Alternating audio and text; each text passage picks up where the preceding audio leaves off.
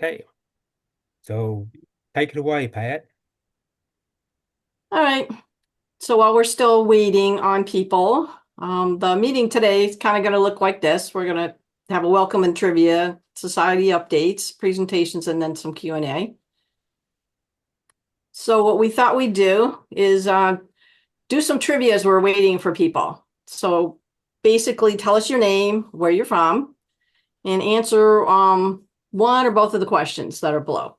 So what's the most common spelling of Chamberlain in your family? And what other spellings have you found in your research, documents, books, indexes, whatever you found? So I'll start, I guess. So I'm Pat Steinkirchner, and I'm from New Jersey, actually born and raised in Ohio, but from New Jersey.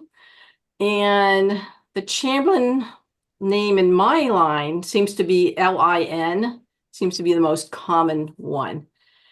And as far as documents, my personal fave is I'll see a deed or a will or something, and they'll spell Chamberlain Lain or Lin in the same document. Like they can't even figure it out as the at the same Right. time, it's like whatever. So that's kind of not different spellings, but kind of different spellings, same place. So John, you want to go next? Sure, I'm John Chamberlain. I'm in Little Rock, Arkansas, and my Chamberlain spelling back for 4 or 5 generations at least is Lin. And I've run into a lot of really strange ones. Uh, there's one guy, I guess it was famous that they just left out all the vowels on his tombstone. It's cheaper that way. Yeah. Yeah. All right. It's not Kathy Jean. I'm sorry. It's No, Steve, that's my wife's account. So Steve Chamberlain. Right now I live in Maryland, right up in the northeast corner, right 2 miles to the Delaware line. And I've been down here for 50 some years, but I grew up in Vermont. So that's and names I've mainly found just AIN and LIN. So no big funny ones, but Have you seen any other strange names in your research? not really. No, no. Just most all mine moved well, came up from Massachusetts into Vermont and stayed there, most of them. So Hmm. maybe that could account for some of it, staying in New England. I don't know. But no, I haven't really found any, excuse me, weird ones. Okay. All right. Jane Kelly. Yeah, my name is Jane, obviously, and I'm in Michigan. Um, I would say back to my third great grandfather, it's AIN. However, we did find this summer, which I'll talk about later, his mother listed in a church um, notes with Chamberland, Land.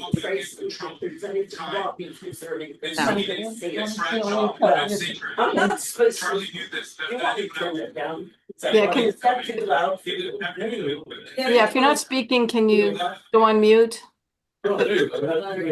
Hearing some background noise.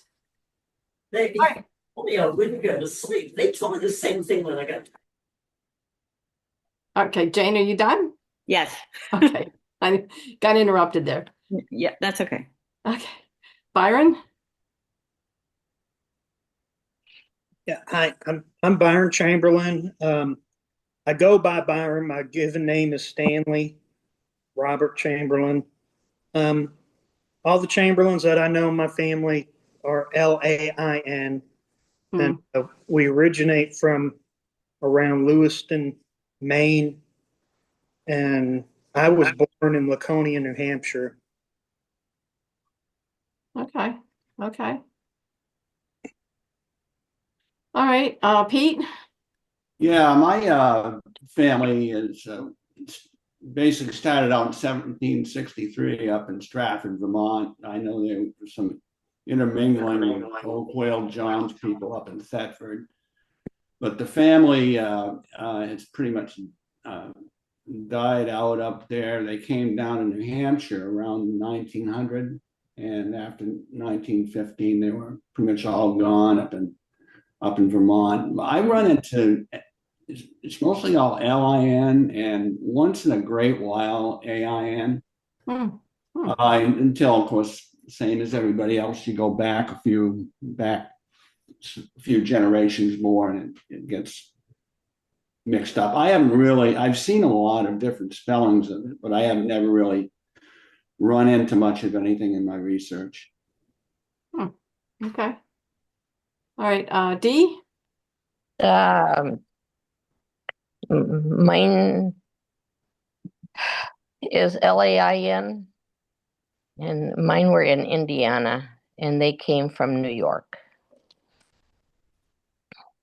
Okay.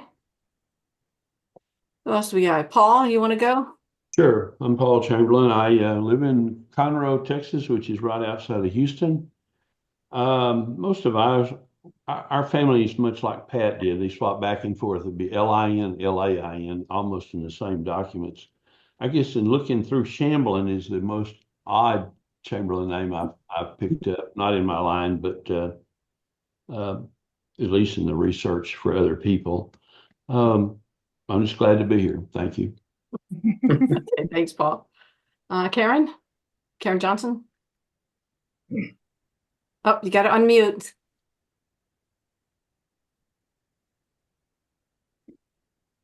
For a while. Okay, you got it. You had to conflict with the Packer game today. No, it's all right. I live in Menominee Falls, Wisconsin, which is a suburb just northwest of the city of Milwaukee. And I grew up in Milwaukee. I can only recall seeing Chamberlain for my grandmother and her father, which is as far as I've been able to document. But I may be guilty of overlooking different spellings because I got so used to just deciding on one spelling and recording that one with my German relatives. Otherwise, I couldn't find some of them, my records on them, if I had them under all the various spellings. So there I found one christening record that had a surname spelt one way for the child and the other way for the father. Interesting. So that's all I have on the spellings of the Chamberlain. And my grandmother was born in Michigan, but the family also lived, and she was married, her first marriage, in New York. Okay. And I'm not sure she ever divorced that husband, but she was with my grandfather from 1908 when they had their first, from 1908 when they had their first son, until he died in 39. So yeah, that happened a lot, actually. Okay, who else do we have? Catherine? Hi, I was born and raised in California, and I'm still here. The most common spelling is Chamberlain up through 4 generations ago, LIN, and then it shows up in the next generation as both spellings for the siblings. And then before that, it was LAIN, back up through 7 Henry Chamberlain to the blacksmith. Okay. All right, Mac?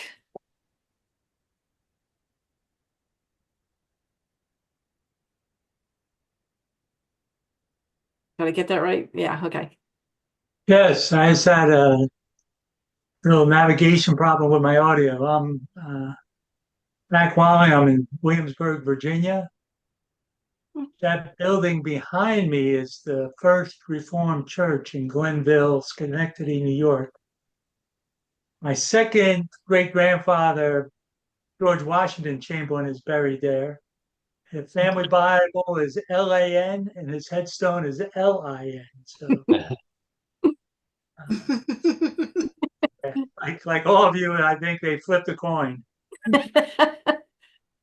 Hey, LIN, it's fewer letters, right? Costs less money.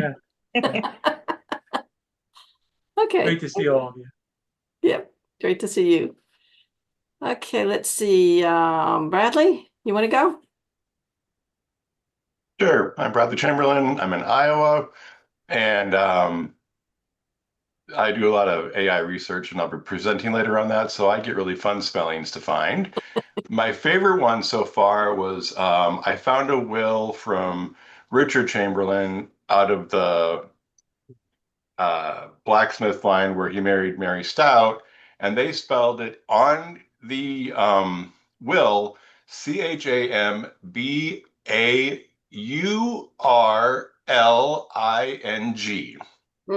Oh my. And I found that only through AI because I did a search on CHAMB and it finally came up because no one had his will before. But that was my favorite one so far. Wow. So that's in the WCGS database. I did make sure to Gene put a note in for me that we spelled it that way. And then my family gets the fun distinction. We spell it Len. So there's a lot of history on that one. Len. Wow. Wow.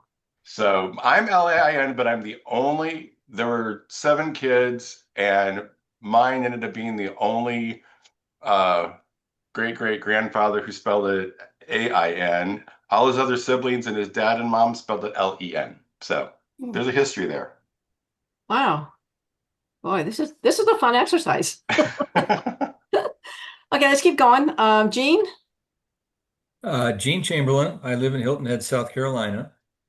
The earliest ancestor of mine that's been proven is Henry, and he actually started out, his name originally was spelled Ayne, or his family name was. But either he or one of his 3 sons changed it to Lin, or ever since that time it was recorded as Lin until about my 6th generation when one of the boys started using Lain, and that became the predominant name in the family there on down to me. The weirdest spelling I've ever seen was my great-great-great-grandfather had 4 boys, and they were all buried in upstate New York, and one spelled his name Chamberlain without any vowels. Chmbrlx. And that's the Okay. funniest one that I've run across. Yeah, that's certainly different, as they say. Okay, thanks, Gene. Nicole?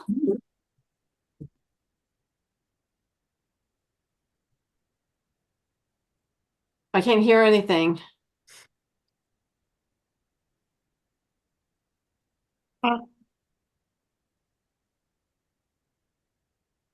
It doesn't show that you're on mute.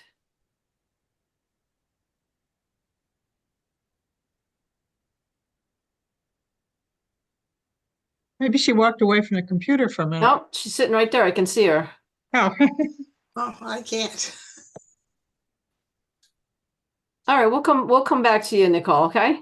All right. Let's see, we did Mac. Barbara? No, we did Barbara. No, you didn't do No, Barbara. we did not. Okay.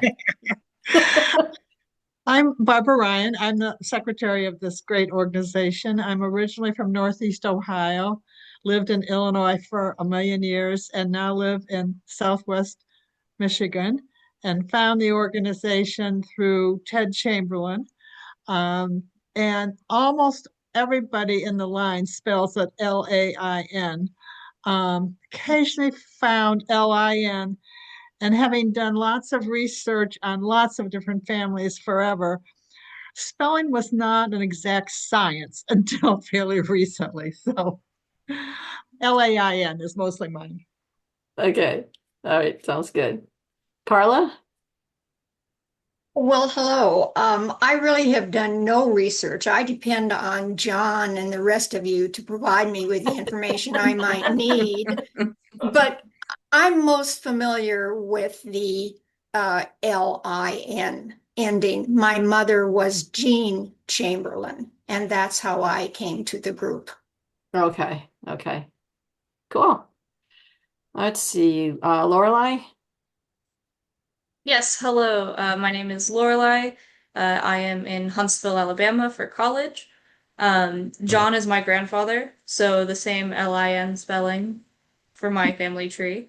I've seen a lot of different spellings because I've been working on an archiving project of archiving all of the Chamberlains on Wikipedia with various different spellings of the name. So I've seen a few. I've seen Lin, Lain, Laine, Layne, Land.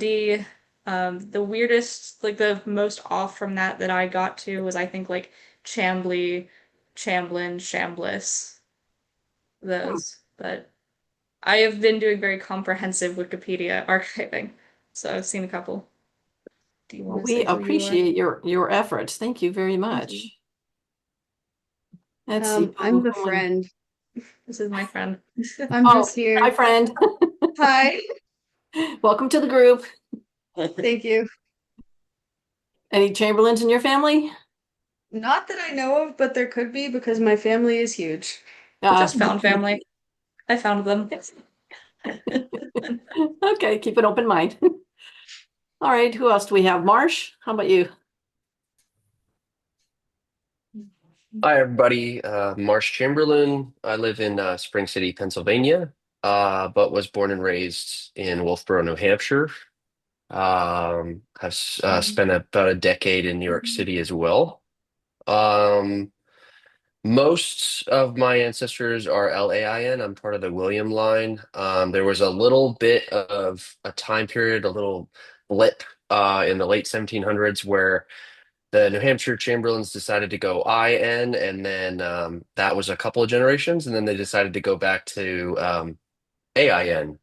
So who knows what was going on there? But it's always fun to see how all those things weave and change over time. And happy to be here.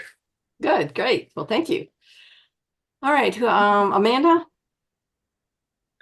Hi, I'm Amanda Fielding, née Chamberlain. I am in Rhode Island right now. I also spent 10 years in New York City and originally born and raised in San Diego in California.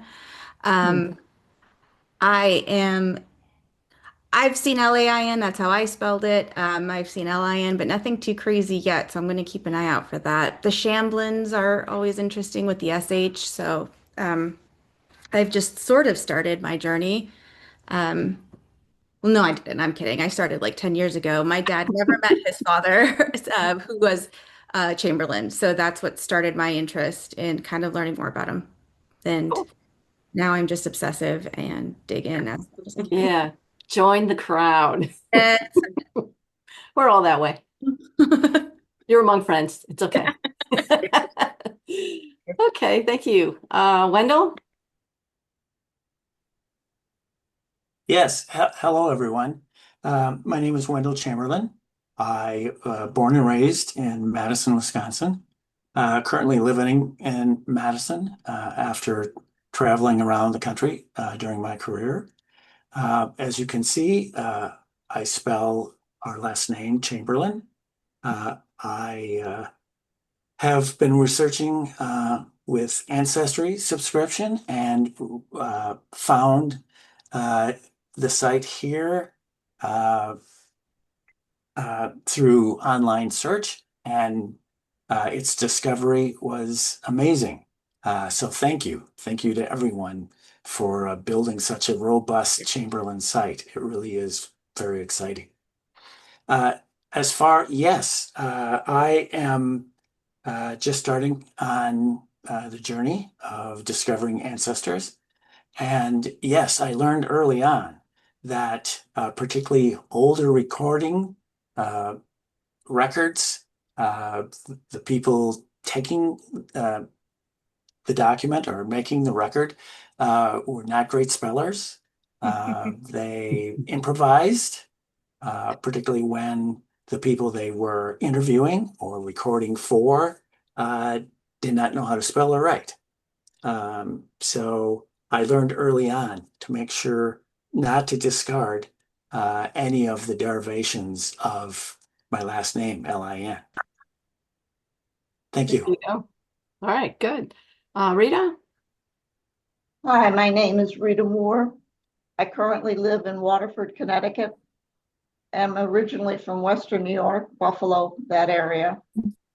When we moved to Connecticut, I really thought I was the first person in my family to live here until I discovered that my fourth great grandfather, Russell, was baptized about 20 minutes from where we live. I've not done a whole lot of research, but John Chamberlain was very helpful to me. And as far as I can tell, our name has almost always been Lain. And I kind of think that when they spell it differently, it's because they don't know how to spell.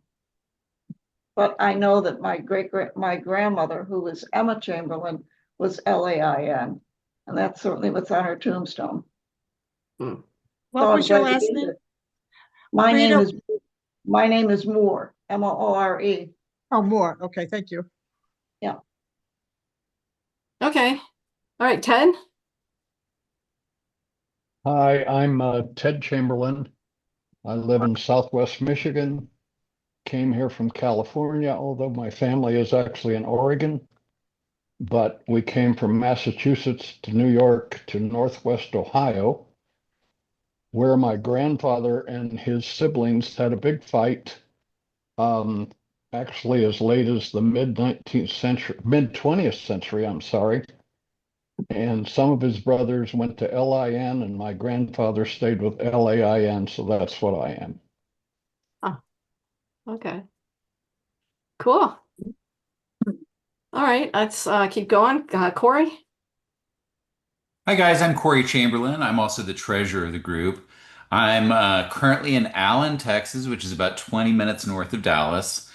I was born in Dallas and spent most of my life here, but then moved to Northern California and spent about 20 years there where my children were born. Moved back in 2022 to be closer to family and things like that. Gene is my uncle, and so I'm not a very well-researched person at this point. So I was just going to say LAIN, but he's given a much more elaborate, well-read answer. So I'll defer to his on that. Okay, that works. Okay, Tracy? Please unmute yourself.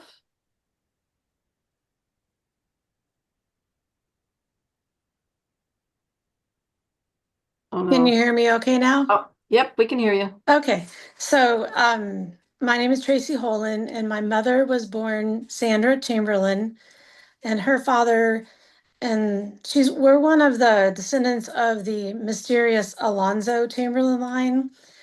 They settled in Frost, Texas, and I live in Houston. And LIN is what I've mostly seen. Okay. All right, who am I missing? Did I miss anybody? Do we have everybody? Hello. How about Karen? I joined Maureen. late. Yeah, Maureen. Oh, Maureen? And Larry. Oh my gosh. Okay, how about Maureen next? Hey, I'm Maureen Prada. I'm Jane Kelly's sister. And so pretty much what she said is what has happened. She and I do research together, and she's much better at remembering all the stuff than I am. But we're LAIN, and our mother was Dolores Kelly. And yeah. The only thing we have found odd was the last name of our great grandmother. So, and I do the key, by the way. This is the face that goes with the key if anyone wants to know. Cool. All right, Larry? Yes, I'm Larry Chamberlain, and my wife Marilyn is here with me. We live in the southwestern part of Ohio, and we lived in Lebanon. The family did over in Lebanon in the 1800s, Ohio. And one of them moved over here in Middletown, probably in the middle part of 1800s. And that's where the name changed. It always has been, to me, LAIN, but back then it was LIN until he moved over and for some reason changed it. I don't know, probably running from the law, I guess. But we came from middle part of New Jersey, probably in the latter part of 1700s. And they at one time they resided in Holly, I believe it is Holly, New Jersey, and Mount Holly. that's pardon me, Mount Mount Holly, Holly, yes, Holly. and that's where I my search ends, right there. And I've had people research this. Some of your experts helped me, and they came back, and the person said, "All I can surmise is that there was some type of a wild party that weekend, and that's where you became a Chamberlain." So I've asked, and nobody's saying anything about it, and nothing's been written about it. So it's pretty much a Brick wall. quiet event, whatever happened. So that's where it's at, and happy to be with this group. Okay, well, glad you're here, both Thank of you. And Karen? Hi, I'm Karen Chamberlain, Lin, and that's my maiden name. I never changed it when I got married, and that means I didn't have to change it back when I got divorced. So wanted to keep my maiden name.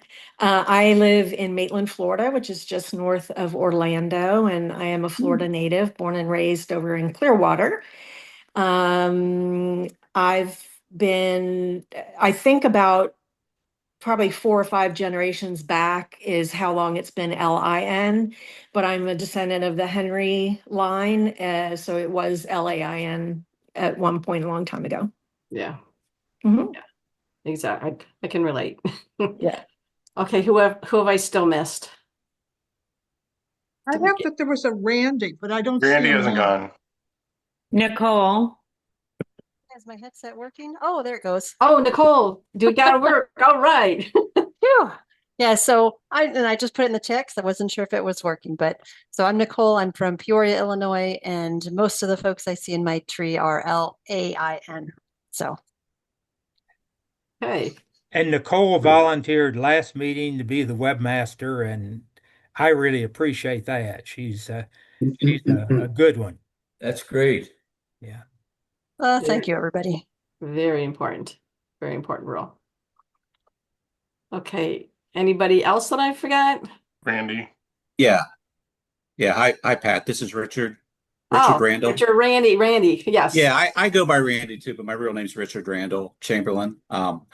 Bradley and I, we've become quite good friends through this process and realize we are actually cousins through the whole Chamberlain thing, and it's been kind of fun and unique. I live in Northeast Ohio. I grew up, right now I'm closer to Cleveland. I grew up in East Liverpool, which is close to Pennsylvania, West Virginia, that Ohio Valley region, descendant of the Stout line. So that's a little background on me. It's always been Chamberlain. I do have a sister-in-law. My brother actually married someone through another Chamberlain line. He's a Chamberlain. He married someone through a Chamberlain line. It was Lin. So it's kind of interesting that my brother married through a Jacob Chamberlain, who was a brother of a John Chamberlain, who was from George Chamberlain. So he kind of married a fifth cousin. So it's kind of interesting. But one was Lain. I grew up that way, and she grew up Lin through her Chamberlain reunion. So, yeah. Where exactly in Ohio do you live? I live in Novelty. It's just north of Oh, Chagrin yeah, Falls. I know where it is. Yeah. Not too. I work in downtown Chagrin Cleveland, Falls. so I just kept moving further north. I went to college in North Canton, and I went up to Cleveland and been there for the last 36 years. So yeah. Thank you. Mhm. A lot of Ohioans. So, I mean, that's one of the things that this exercise has shown us is that we are spread out all over this country. I mean, all 4 corners of the country. It's pretty amazing.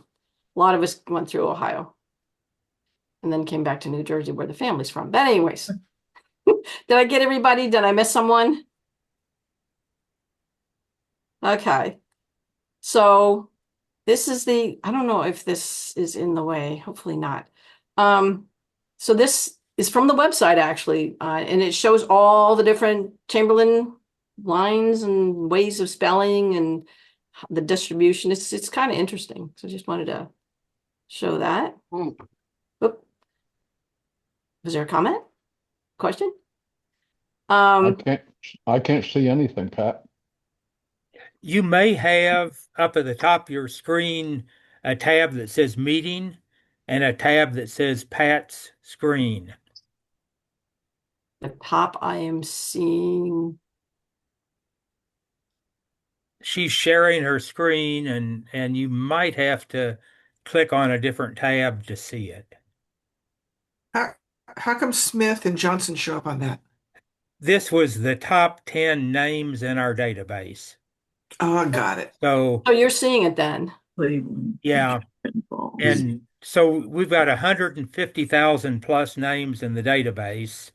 And as you'd expect, it's not quite half of those are Chamberlains because they very seldom married other Chamberlains. But I heard that happen sometimes. yeah, and you can also uh yeah, it is 150,000, which is a lot. And you can also look at this by line. So, for instance, I looked at the Henry the Blacksmith line, and the top spelling in it is Lin. So, but there's a lot of neat little things on the website if you play around with it. Yeah. And I see here we do have Chamblin and Chamberlain and Chamberland, which is early immigrant to Quebec part, and then the other spellings. Yeah. And we got 5,000 people with no last name. Just first. Oh, spouses probably, because they only found him as Mrs. Robert Jones or something. Yeah. Or Mrs. Robert Chamberlain. Yeah. Sometimes it'll just be like Mary or something in a deed, for example, right? Mhm. Oh, and his wife Mary. Right, exactly.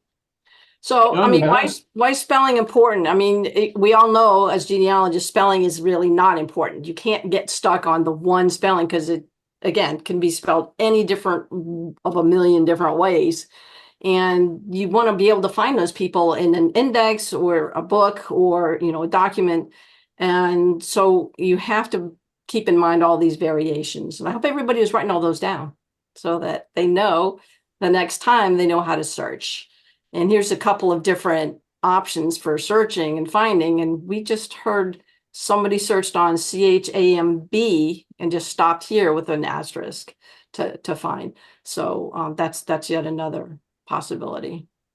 But this will help you find the people that you're looking in a database because they're pretty specific sometimes. Some are different than others. Okay. Pat, on your chart, Yes, who sir. is the green? The green is the unknowns. Oh, okay. Thank you. On that chart, there's a green that's Chamberlain, because there's Chamberlain is the blue, and then Chamberlain IN is the yellow, and then the green is, oh wait. Yeah, see, it's this one here. Yeah, that's that blank. Oh, that's unknown. Okay. Yeah. This other green down here is this little sliver right in here. Yeah. See my cursor. Yeah. Okay. Well, we better get going. So thanks everybody for the participating in our trivia event. So now we're gonna do some World Chamberlain updates. And this is kind of the way we're going to do it. We'll have our president's comments and an election of officers, financial update, a membership report. We'll discuss the member survey that we had recently, and the Chamberlain key, of course. So, John? Okay. So thanks, Pat. I really appreciate your organizing the meeting and the agenda today. That's wonderful. And I appreciate everybody being here. It's a good group. Good group. I wanted to talk about the length of time that there's been a Chamberlain Society, the length of time that this one, the World Chamberlain Genealogical Society, has existed. Next year will be the 30th anniversary of WCGS. And 2 years after that, it'll be the 130th anniversary of Chamberlain societies of any sort, started by General Joshua Lawrence Chamberlain and others in 1898. It's the CAA, Chamberlain Association of America, and they they hit the ground and traveled to archives and wrote notebooks. And we've got those notebooks on our website. They could use a little curation, indexing, but we've got them. We've got the records of all the Chamberlain societies since the inception. That particular one, thanks to Paul and to David Lawrence Chamberlain, that went through a lot of effort to get that up there. Then there was a second version of the Chamberlain Association of America, and then the Chamberlain chain that published genealogies, and that's on our website too. And then starting 30 years ago, the present organization.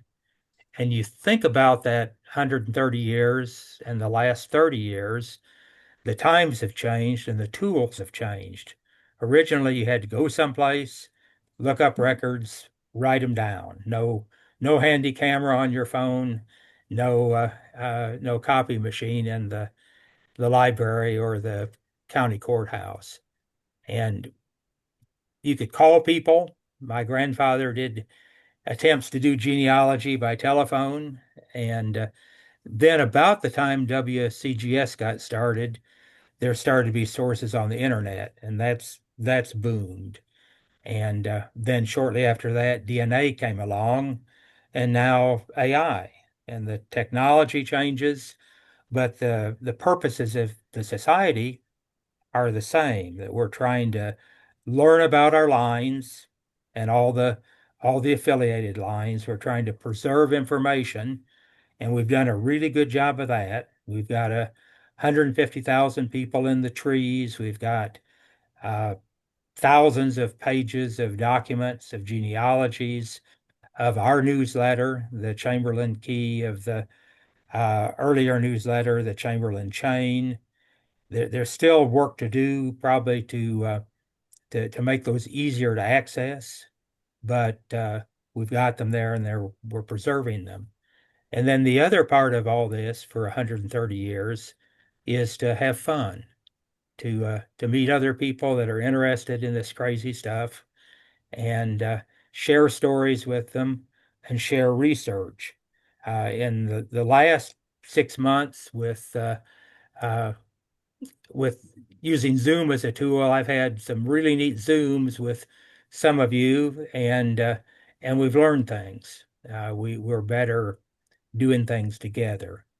And I hope we can figure out going forward how to do more than that of that. And if you have ideas, think about that, and think about how you might contribute or how we might organize things to make getting together and sharing experiences an easier thing.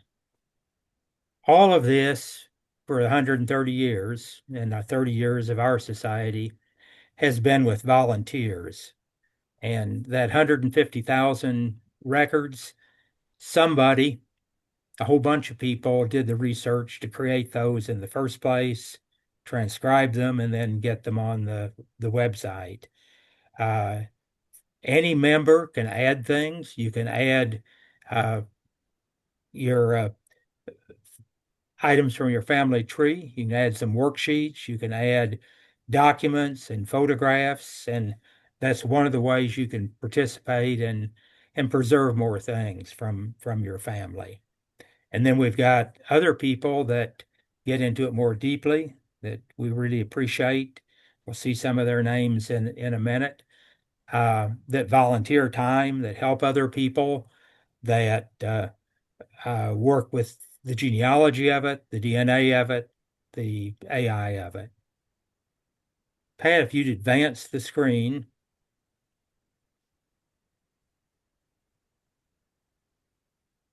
Can I advance it? I can't, so. I can't. I seem to be frozen here. That's not good. Oh, wait a minute. Is that the right one? That's the right one. So Okay. I thought it would be fun to look at when members joined. We've got 30 years, and so I kind of arbitrarily invented 5-year cohorts of when people joined, and that's the pie chart up at the top left. So the big blue chunk is the people that joined initially, which was a lot of people. There was a pent-up demand for a Chamberlain Society. And then going clockwise around it, you've got the other 5 years. You've got this is 96 through 2001, 2002 through 2006, 2007 through 11, 2012 through 16, 2017 through 21. And then this one's just so far 3 years. So it's fewer years than the rest of them. You can see that we've picked up more new members in the last 4 years than we did in any of the 5 year periods before that, except the inception. So I take that as a good sign. We've got interest where we could probably do better marketing, getting the word out, but we're picking up some steam. And another thing, I think the second pie chart I'm really happy with because it shows that we're inclusive, that it doesn't matter as much when you joined, but just what are you interested in doing? What are you interested in working on? And you can have been in it, the organization 1 year or 29 years or 30 years and play a role. So what I've done in the second pie chart, it's the same colors, but the people that are currently either an officer, a trustee, which makes up the board, or a leading volunteer for genealogy, for the key, for other things. And you can see that the biggest two chunks there are the 2012 through 2016 and then the new ones. We've got people that are joining in the last 5 years and they're involved as volunteers or as trustees. So I think that's a pretty good sign for us that we didn't just get started and then run out of steam when all the original members departed. We're acquiring new members and they're doing significant roles within the organization. This is, I mean, there's no magic with the cohorts. Could have done 6 years, but this just seemed to me a way to show that we're going and growing. Did anybody have any questions about this? Maybe you can think of where you fit in with those chunks. Okay. If not, we'll move on to the election of all. Okay. So I'll just recap that your ideas are welcome. If we're doing something wrong, let us know. If we're doing something right or we could do something new, one of the things we're trying to figure out is should we be having frequent little meetings, where people are trying to solve a problem and we put together a team of people that they can talk to so we can talk about going to visit places, what records you get, or how DNA fits in or artificial intelligence. But if you've got ideas for how we might organize ourselves so that more of us could work together more frequently, I would appreciate that. Hey, John. Yes. It might be, I'm sorry to go back to the last chart, but it might be interesting to know how many of the people that joined in the original group of 6 years are still alive and still members. Yeah, I've got that, and it's more than one or two. They may not be very active, but their emails don't bounce. That's good. So I think there's still a couple dozen people from that first 6 years. And I'm right on the cusp of that first segment and the start of the second green segment there. So there's some of us from each of those periods. I think you and Bill are on the officers, trustees, and lead volunteers are the two that are in that pie segment. And that makes sense. And Thanks. if you're new, Ted is one of the charter members. He was the second president, and he's done everything possible to do in the organization when we needed him. He's still as a trustee. Anybody else, any comments? We've had a awful lot of good leadership, and we've got several of them still here and involved with things. Okay, so here is our proposed slate of officers, and just for note, we don't elect the editor or the membership administrator or the people that do the DNA or the website, but we're sure happy to have them as volunteers and want to show their names and how important they are. This is pretty much the officers and trustees from last year, with one exception that D.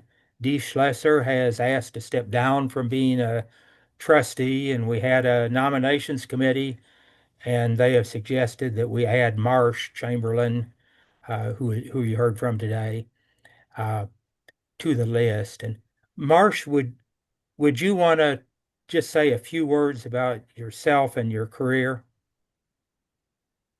Sure, John, I'd be happy to. First off, just want to express my appreciation for you all thinking of me for this potential role, and really excited about the possibilities.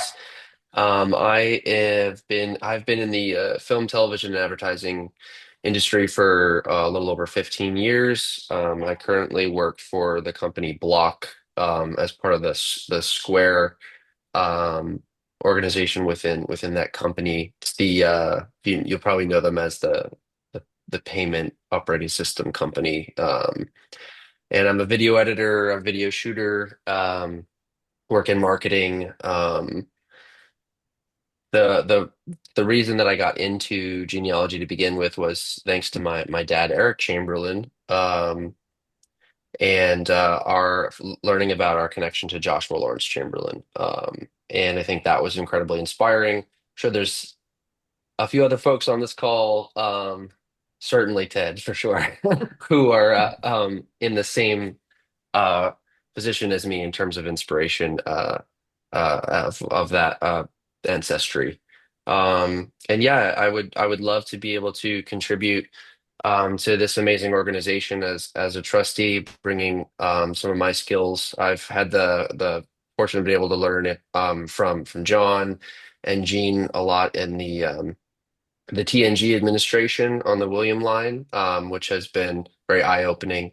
Um, and so very very grateful for all of that and what's still to come. Okay. Okay. Thank you, Marsh. So, Hey, John, yes. excuse me just a second. Since Marsh mentioned it, um, Faye and I have just returned from Maine, where we celebrated Fanny, Joshua's wife's 200th birthday. And I would like to alert everybody that the founding member of the original Chamberlain Society himself will be 200 in 3 years. So we should prepare for that and maybe do something special. Okay. And that's pretty much the 130th anniversary of the Chamberlain Association of America, too. That's right. So, and one of those things, I want to get you in your uniform in a video. Somewhere or Sure. another, we need to get some of those stories down. But, okay, this is the top part of it is the proposed officers, and we could use a motion to accept those, and then we could vote. If anybody has other thoughts or suggestions, feel free to mention those too. I motion that we accept it. Okay. Second. Okay. Third. All right. So we've had the motion made and seconded. All in favor of electing this slate, say aye. Aye. Aye. Aye. Any opposed? Okay. So thank you very much. And I really appreciate all the people here that have volunteered to be officers and to do other things and help others within the society. And John, question for you. yeah, Is Marsh going to continue on as a TNG administrator? I think so. We haven't talked about that, but Because his name isn't included there, so. yeah, yeah, good catch, Gene. That's Anything the else? plan. That's the plan, Gene, for Yeah, sure. and if we have anybody else that really wants to help other people dig into genealogy, uh, we can train you. So I have a question too. yes, Dee is no longer a trustee, but her name is still listed as a TNG administrator. So is she still doing that? she is still working with us. Okay, thank you. She's got some important work in process on the Richard line that still needs attention. Thank you. And appreciate Dee's service in the multiple ways she's given it. Completely agree. Anything else? Then I think we can move on to other reports and parts of the program. Okay, so what we'll do now is we have some quick updates from some of our folks that you just saw on that last slide. And we're going to start with Corey on the financials. Corey, can you just quickly run through this, please? Yep. Thank you, Pat. Okay, so first we're going to talk about where we are today, where we were a year ago, just real quick to ground ourselves. So you can see in the top portion of this that our total funds as of 8/31/2025 are $13,672 to be precise.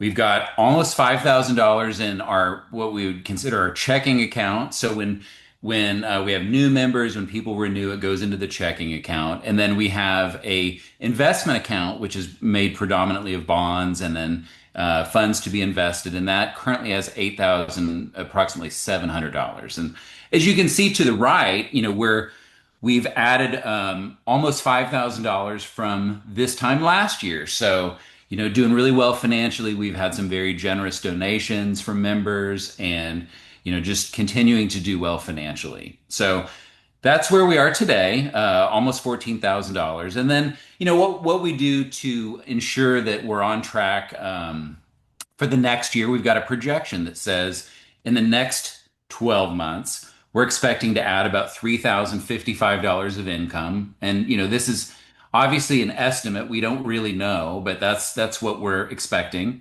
And then we have expenses totaling $2,470 in the next year, is our estimate. And most of this is things that are obvious, getting the website paid for, storage increased as we get more and more pictures and more things on the website. Then we have more storage needs, and so luckily some of that is a 3-year spend, the $1,200, and so that's not something you see every year. We also then have website maintenance and other things that we're looking at for about $1,250. And then a small thing every year, we've got to pay the state of Michigan. That's where we have our business license, $20. So long story short, in the next 12 months, we expect to add about $585 to where we are today, which, if this were to be right, we would end up with $14,257 at this point next year.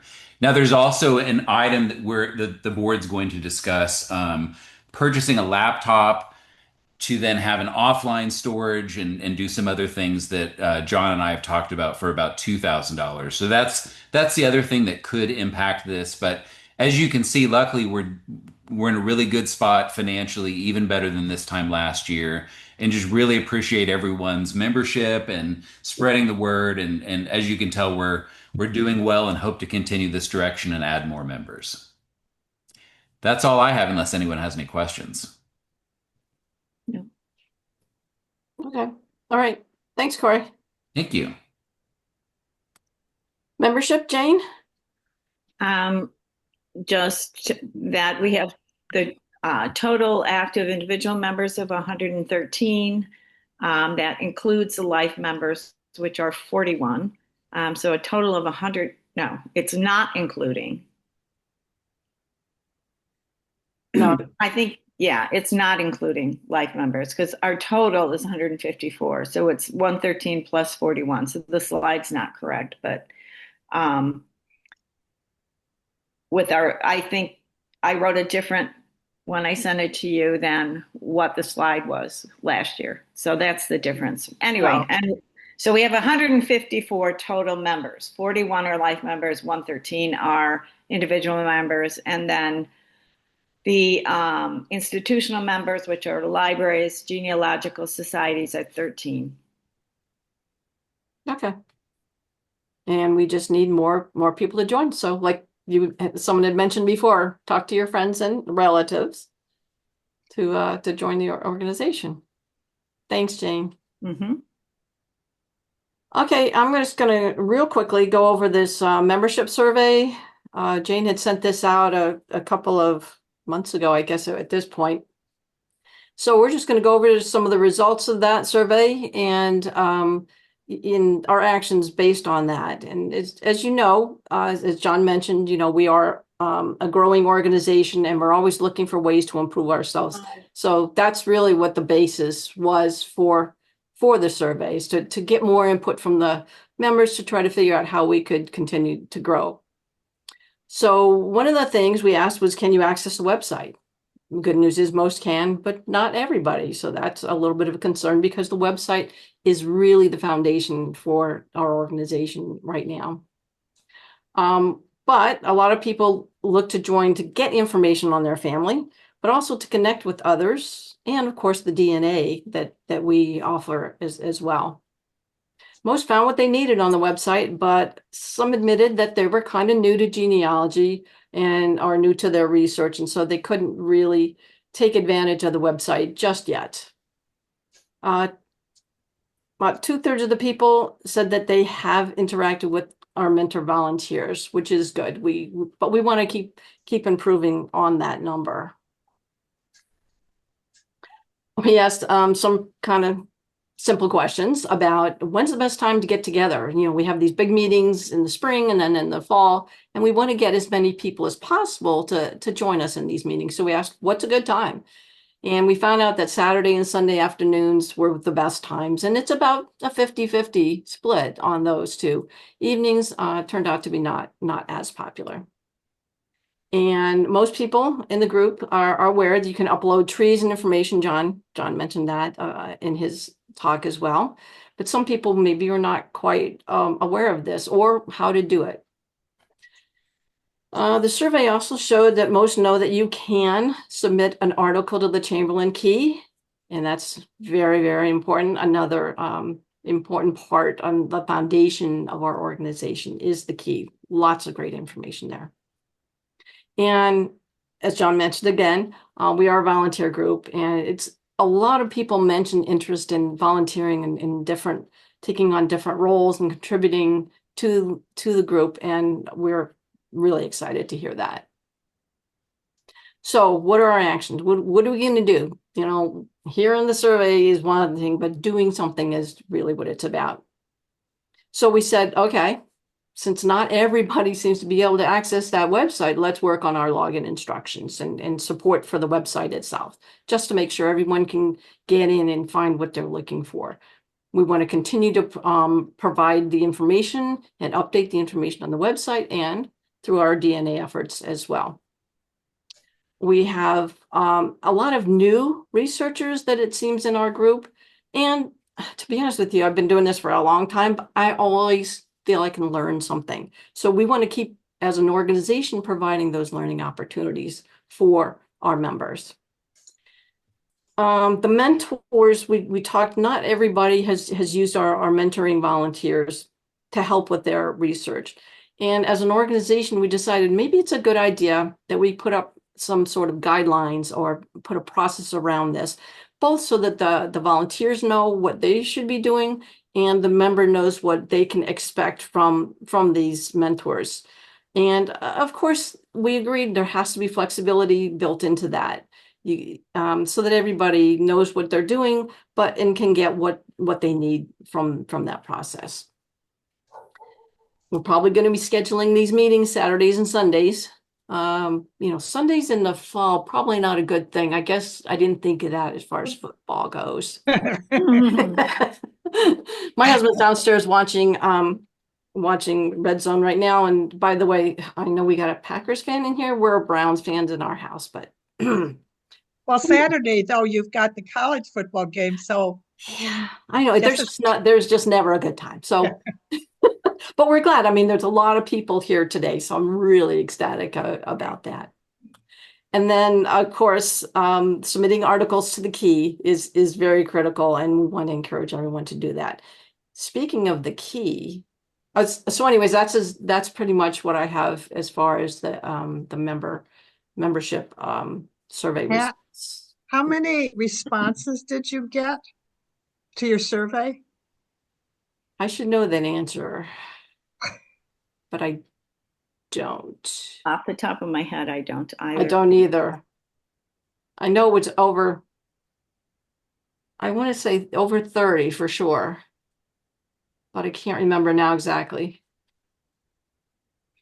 So are you saying probably between 30 and 40 responses? I think something like that.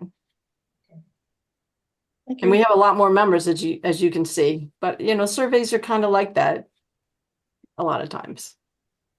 Always. Yeah. I thought I responded, but apparently I didn't, because one of the comments reflects that mine wasn't counted. Okay. Okay. Well, anything else? All right, let's keep going along here. Chamberlain Key. Maureen, you would just want to say a couple of things about the upcoming deadlines and what you're doing to the key. Yeah, I am waiting patiently for any input that anybody has to put into the key.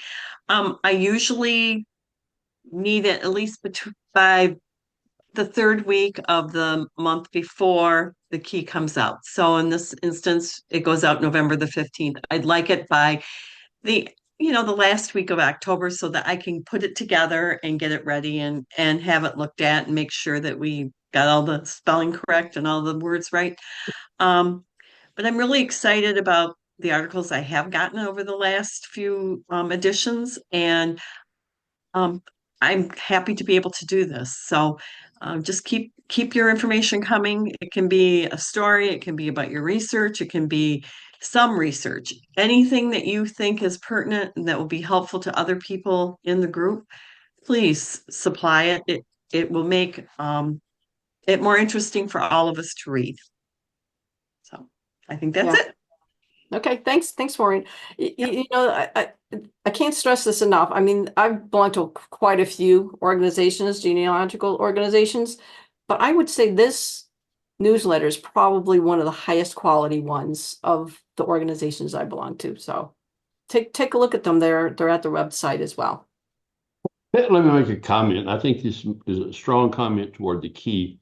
And I don't know the exact numbers because I've been a little away from it, but at one time we had like 40% of our people had never been on the website or had been on there less than twice. So that means you've got 40% of your people that are still paying dues, and the only thing they're really getting is the key. So that tells you what the value of that key is, I think, to a lot of members.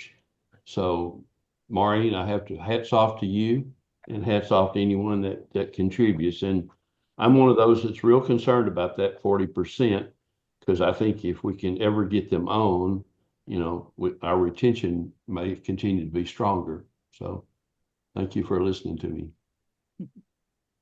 Thanks, Paul. Your comments are always welcome. All right, I'm just looking at the time here. We're doing pretty good. We have two member presentations. So we're, again, trying to involve our members even in our meetings, of course, because these are supposed to be sharing meetings. And I've asked Jane and Maureen to talk a little bit about their recent research trip. And that's written up in the newsletter, actually. It was a very good article. And but I wanted them to kind of give us a overview of, what it took to make that happen. And then I've also asked Bradley to talk about, give us an overview of using AI for genealogy. This is kind of the new thing, and we hear it kind of in the background, but let's talk from somebody who's really been working on that. So Jane and Maureen, just can you see my slide or your slide, Yep. I should say? Yep, I can see it. Okay, just say next when you want me to change. Okay, looking for Philonzo. Just a little background. We when we started researching my mom's family, we connected with some cousins and actually one distant cousin from Philonzo's wife who was very, very interested in finding out information on this Philonzo, who's my third great grandfather, Maureen's third great grandfather as well. And he just seemed to come out of nowhere. They had family lore that he was born in Onondaga. No, we did have a genealogy that was done by his youngest son, who was quite a wealthy man and the mayor of Detroit for a while, but it had later been proved wrong. It had the mother as Susanna, and the father as I can't remember the name, Joseph Chamberlain, and then but the Joseph Chamberlain who came down from Colby Chamberlain, who later DNA proved was wildly incorrect, but the Chamberlain Society, when had told both Kathy, some of the cousins we've been looking for, that it was an incorrect genealogy because they couldn't place Philonzo anywhere in that line. So we were told Philonzo's father had passed away by drowning in one of the Finger Lakes in Onondaga. We had a couple clues. You can go to the next one just so I know where. Next, Pat. Of course, it's giving me. Okay. Hold on, I'm still trying. Okay. Okay. We had a couple clues. One, thanks, John, for your help. We hadn't gone. I had called years, like in the beginning, and talked to the Historical Society of Onondaga County, and they had no record of Philonzo at all. So I wasn't sure initially that would be fruitful, but there were several things that made us interested in Onondaga County anyway. One was Philonzo had a son that he named Alvinzi Hunt Chamberlain, and Alvinzi Hunt actually was a gentleman who was a contemporary of Philonzo, and so and who was in Onondaga County and had moved to Michigan about the same time that Philonzo did. So we thought there might be some connection between the two. And we also had Alvinzi's father was John Chamberlain, and John Chamberlain also had a daughter named Susanna. So we were curious if that was a connection. In addition to that, John pointed out to us that John Hunt had 4 kids, but then there seemed to be, more younger kids added to the census in different years. So we decided to go see if we could find any connection with the censuses and see if we could find any guardianship papers for Philonzo. So that was kind of where that was. So in order to go, I did some research looking at, first of all, the censuses. So I had that in hand. I was lucky enough to run across an obituary for one of John's other children, or John's sibling. John, there were 80 million Johns back from Connecticut down, but yeah. So the John who was the father of Alvinzi, he had a sister named Susanna, and there was another sister named Lydia, and I found an obituary that had Lydia's married name there. It was because it was connected to the John Hunt that we were looking at. So we knew he was a minister. We weren't sure exactly where he was a minister. So I did that information before, and we had Lydia's name and her married name. I had contacted the library, found out mostly the times that we could go visit, the historical societies, the courthouse, who weren't able to really give us any information on guardianship for Falanzo. And then we set off for a trip. Yes. And that was us. With a computer and lots of files, and yeah. So then we left for our trip. We took all the notes, the phone numbers we needed, the hours of operations of the places we were going to visit. It was good to have the laptop. You have to bring your patience and good humor, not your ice cream. That was Maureen's joke. Good humor ice cream. Got it? Not your ice cream. Anyway. Got it. Be willing to ask for help. When we were in the library, we were sitting there.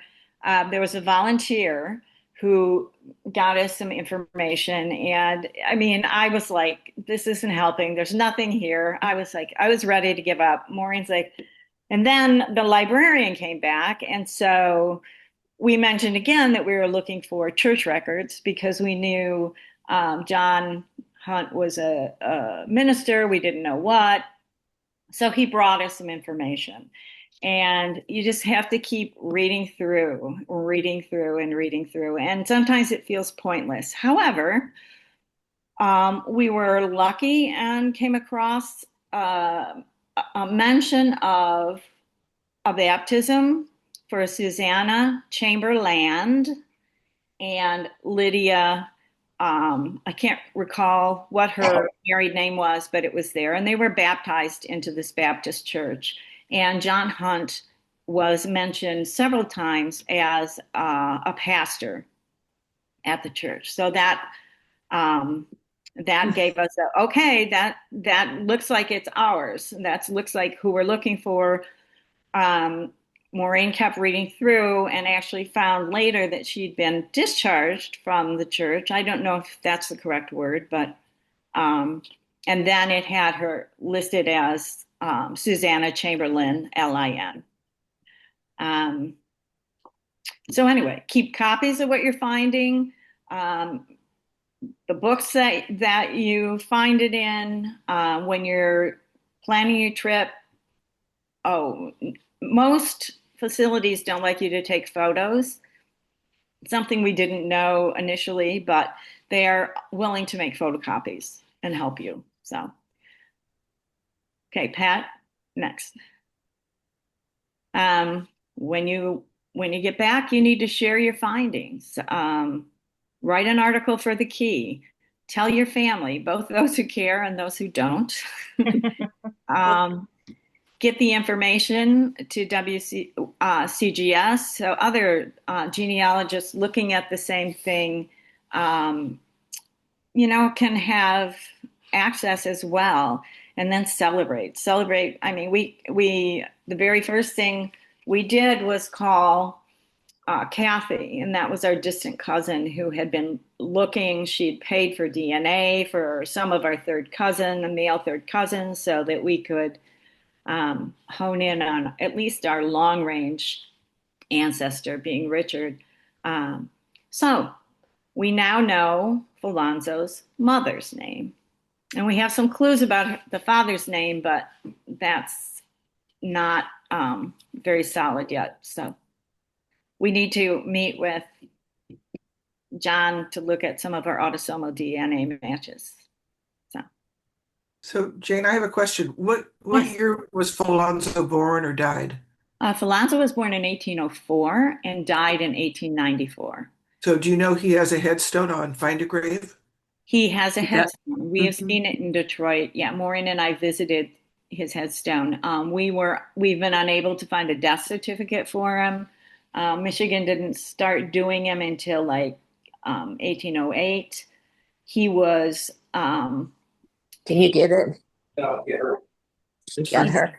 He died in a very small village called Chamberlain on the west in St. Joseph County, Michigan. And his body was come on in, Richard. How are you today? To be buried. I'm on a Zoom meeting. Can you can you go on? Why? Hang on. Somebody needs to mute themselves. D. Okay.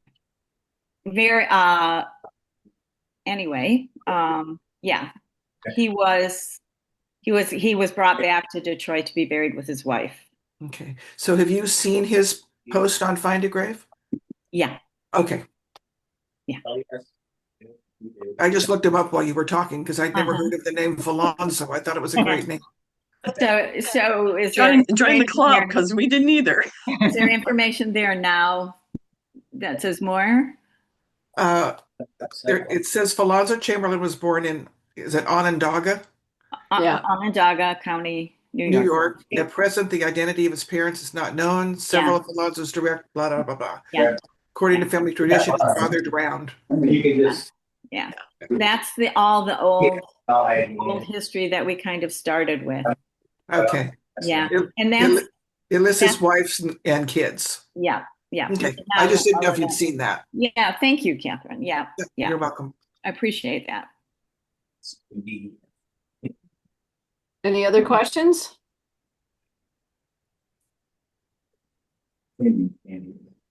All right. Well, thank you, Jane and Maureen, for this. Appreciate it. Lots of good information. Lots of good information.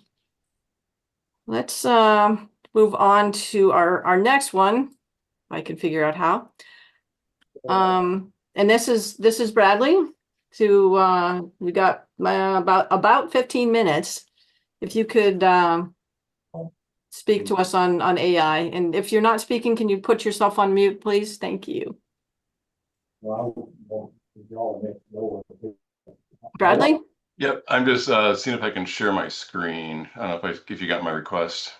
Let's see. Stop sharing. I'm stopping now. Okay. Let's see if I can share. I can see you. Give me just 1 second.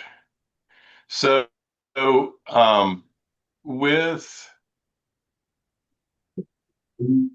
AI, there's been a lot of research and discussions about how to use AI in genealogy, and there's a lot of issues involving AI as well. With that, what you find is there's a lot of different tools out there. The biggest one right now is ChatGPT, of course. They usually have like something like 100 million people on ChatGPT in instances and stuff doing that. But there's a lot of different ones on there. Let me share my screen and then I will move this and bring this up. So can you see my screen okay? Yep. Okay, so this is Gemini's screen. This is actually Google's version of ChatGPT.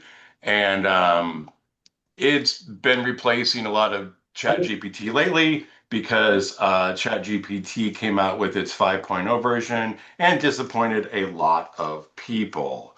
And so a lot of people canceled their subscriptions and moved over to Gemini and some other sites as well. They all kind of do the same thing. Most people use it for writing and for talking and to work problems out. That's what a lot of people use AI for. You see a lot of things in the news today is about, AI got sued for this, AI got sued for that. There's a lot of things about whether it's hallucinating, giving you answers you don't want, and things like that. But it can be a really useful technology for genealogy because, as you know, we end up crunching a lot of names, a lot of dates, a lot of places, and things can get really confusing fast. And that's when I started using AI to do it because with my ADHD, I just can't keep all those names, dates, and places together. And there's 900 John Chamberlains anyway. So we got to figure out who's who. Sorry, John. And so I use AI to do this, and you can use many different platforms to do so. There's also docanalyzer.ai. That's another one that uses, if you have a lot of documents to use, this is a really good website to use for AI because you can take like 100 to 300 page Word documents, feed it into this thing, and get output from it. So if have a lot of data in Word documents and PDFs and stuff, you can actually put it in here and then basically send an chat request to the document to ask it questions about the document and things you want to pull out of it. And Doc Analyzer is really good for that. This is my ChatGPT project that I use, that I have a folder called my Ancestry Project and what I'm working on for this. And a lot of people report that there's a lot of different things you do for ChatGPT that it'll hallucinate, make up answers, and all this stuff. So when you are doing projects, and I have had a few discussions with a few people in membership who've done a few things in ChatGPT and other things, one thing that they talk about is parameters.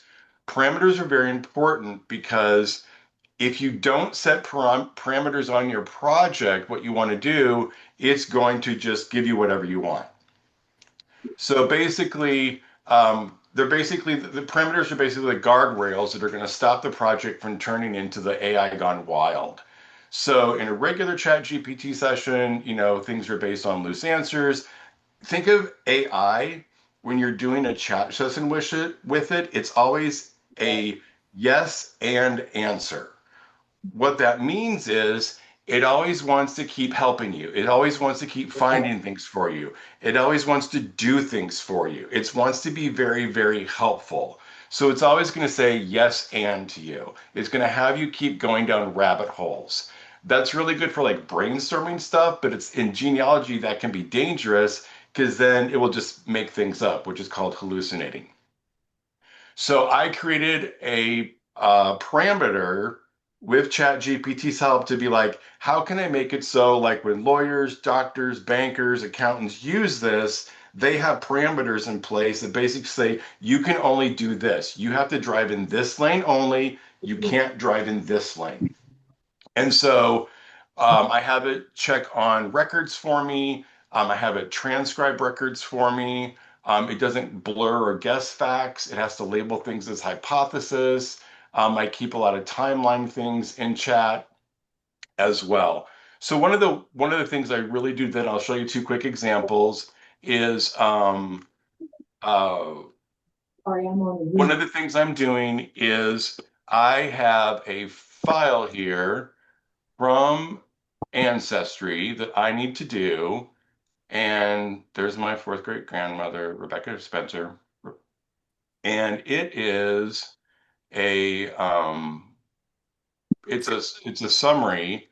And so I'm going to pull this from the website and move me. And this is where it can be really helpful. So it gives a summary on this website. And so I've downloaded that. So how I use it is I go back to ChatGPT and I say, okay, I have this file on Naomi, and I need you to help me figure out what it says. So can you give me the data? You can download and put things direct into it. And can you give me the data on Naomi and tell me what is going on with this file? So that way I don't have to read it. I don't have to parse it. I don't have to look through it. It's going to give me the data that I want. So it's going to extract all this information about Naomi for me from this file. And I got this file from a DNA distant cousin, Mark Best, whose father did research in 1987. And he emailed me this file. And then I uploaded it to the website as well. And this helped because then I didn't have to, like, it was another basic source of data for me because I had found his DNA through AI research. I used a lot of triangulation through AI. I used a lot of autosomal stuff through AI. I found him. He said his dad had done this project in 87. I asked him for the file. He gave it to me. And now I have all this new data that I can parse through, but I don't like reading. I just don't. So I don't have the time to read. I want to get this done fast. So that's just my impatience. So it pulls all these facts out for me, everything about it, and it gives me a lot of different stuff I can use about timelines, different stuff that Rebecca's father was David G. Spencer. This was the death of John Chamberlain in about 1828. It talks about some census records it found. The early 40s, they married in Monroe County, which later became Noble County, Ohio. Moses T. Spencer was he was a justice of the peace, it says. So it's finding me all this information. So the great thing is, and it even gives me relationships of how they are based on the file that it gave me. It gives me the citation records of where it pulled things from, what I put in my file. It even gives me conflicts and contradictions. So obviously here it says surname variation, Chamberlain, Chamberlain, Chamberlain, multiple spellings documented. That's pretty cool. I like that. It says when they were married, the location was uncertain. I know they were married on the family farm. I found that record. Death versus census record. It gives me gaps. I have it analyze gaps for me in the records to see if it can help me find other things to look for. And then it's a lot of different coding stuff as well that I can find for later.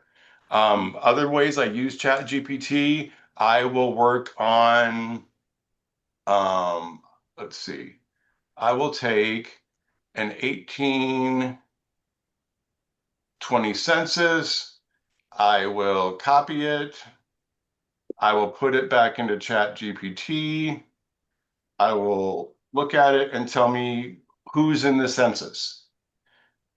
So I'll have it do that. I'll have it break it down for me and who everybody is. Then I will go to the next census in 1830. And I'll give the census here. I'll go back to ChatGPT and I said, okay, here's the 1830 census. What's the difference? I make it do it for me. So I can literally query it and say, it'll give me relationships of who the people are between 1820 and 1830. And it will tell me if there's any conflicts. It says there's no males listed in the 1830 census. There's only females. So then, okay, so I got that. So I have an 1840 census. So I'll quick copy and paste that from Ancestry. I'll go back in here and I'll say, okay, now I got an 1840 census. Tell me again what the differences are between the 1820, the 1830, and the 1840 census. It breaks it all down for me and tell me who's left. So that I can say, who was in the 1830 census that's not in 1840? And it'll tell me. It gives me this information so I don't have to figure it out. So it looks at the 1830 census. It says Rebecca was still there. It looks at the 1840 census, and now it's down to 2 people. And look, it even says there were 5 people in the 1830 census, all female. It even tells me that. So then it helps me really spot trends this way. So I've used it for that as well.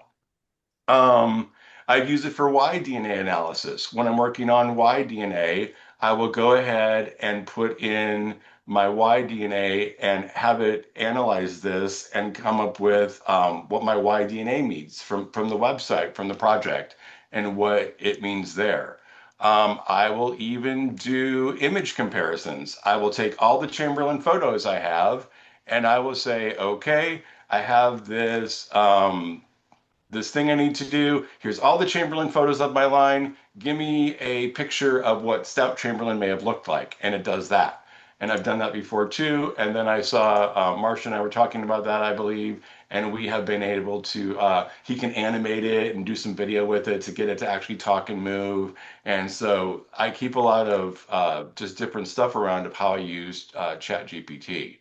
Um, so there's a lot more you can do with it, and that's just some of the things I do. But I wrap up a lot of different things in this all the time so that I don't have to take the brain power to do that. I can use my brain power to focus on other things, like helping out with the WCGS website, because everybody's a Henry the Blacksmith line, I swear, and there's a lot of worksheets. So I take a lot of time doing that and getting to know people and helping them with their work and stuff. But it really takes the guesswork out of a lot of things.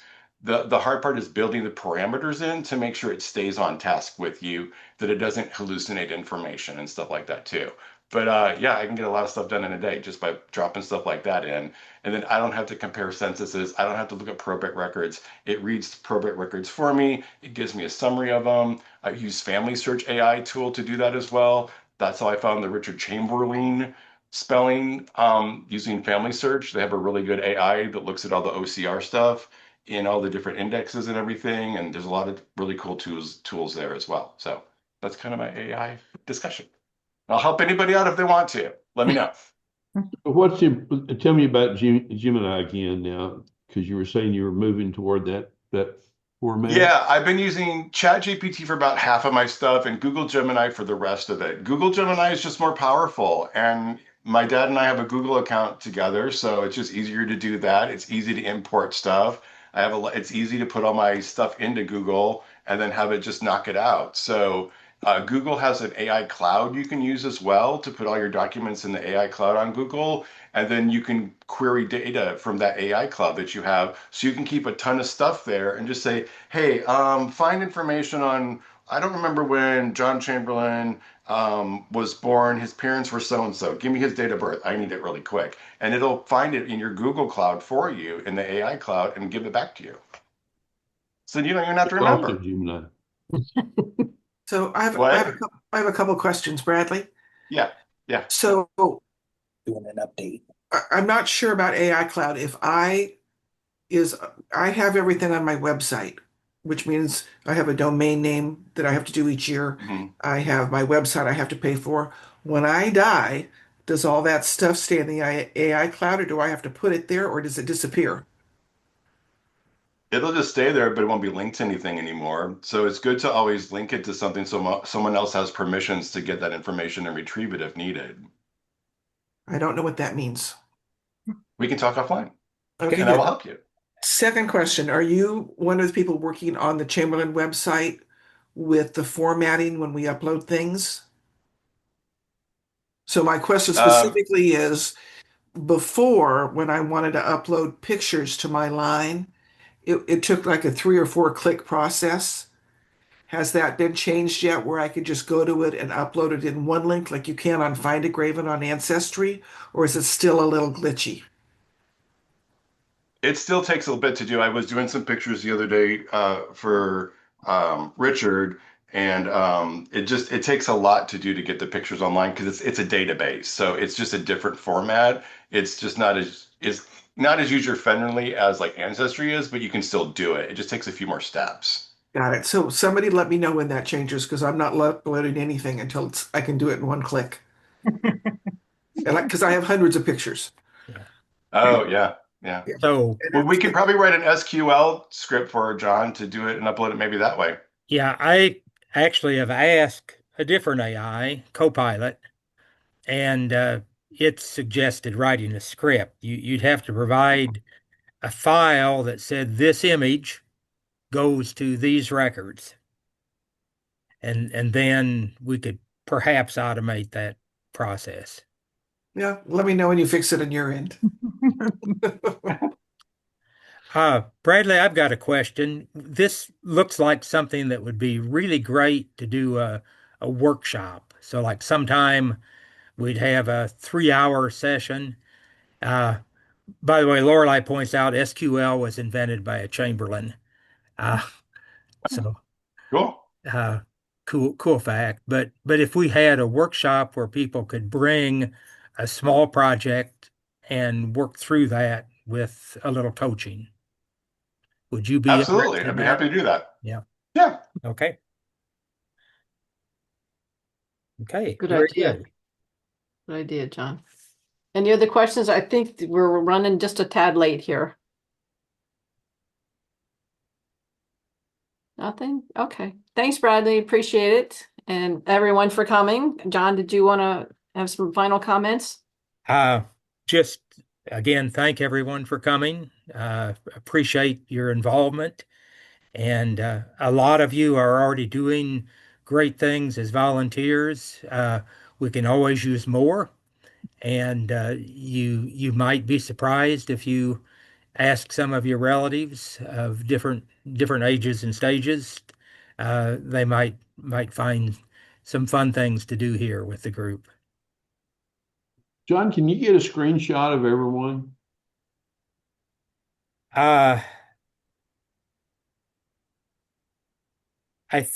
Is there a view? I tried to take a picture with my with my phone so I could have it, but because I like to put I've got a gallery here of people, and I'll do a print screen. So we're all a mosaic of faces. So everybody say cheese. Cheese. Okay, we got. Except you've had a few leave, and so they won't be there. Well, right. Barbara will have some names, and the transcript will have some names, I think. Okay, and I'll need to have that so I can put it in the key. Okay. Yes, Maureen, this time I try and get the minutes written without losing. Thank you. Okay. Anybody have any immediate comments? If you've got thoughts afterwards, you can use the contact form on the website to email them, and we'll see what we can do. Again, thank all of you for coming. Thank you. Thank you. Thank you. Thanks, everybody. Bye. Bye. Bye. Thanks, John. Hey. Thanks, John. Well done, y'all. Thanks. I had somebody at the last meeting who wanted to help me a little bit with the website, and I have had a crazy summer and couldn't get back to them. And I don't remember anymore who that was. So it was very likely it was either me or Jean. Probably was Jean. So you can get back to us, and we'll. How do I get back to you? You can always use the contact form on the website, and okay, we can route it from there. Or my email, you can send it to john@chamberlainresearch.com, and that's Chamberlain spelled the Lin way. Lin. Okay. Now I don't think it was. I think I've tried with you to work on the website, and we didn't click too good together. Okay. Well, Gene can often. He's a good coach. He helps. And when I looked at the survey, I kind of bristled a little bit because it said some of the people couldn't find what they wanted, but they were all new to. I was new to your website a few years ago, and I'm not new to genealogy because I've been doing it for over 20 years. Yeah. It's just this line. It's just this line that's got me totally annoyed, totally stumped. Okay. Well, we'll see what we can do to help. And I can't do the Y DNA because it's my grandmother. Yeah. But again, autosomal DNA can be a big help. Well, I've done the DNA on Ancestry, but so you can transfer that for free to Family Tree DNA, and then we can look at that with other people. Okay, yeah, that look at that. Kind of the first I've heard of that. So yeah. Okay. And I haven't done any genealogy all summer because, like I say, it's been a crazy summer. Okay. Life gets in the way sometimes. Yeah. We all have that. Pat, thanks again for doing the organization and the slides, and thank everybody for coming. We Yeah. appreciate Bye. Great to see everybody again. it. Thanks. All right. Bye. Goodbye. Bye. Please.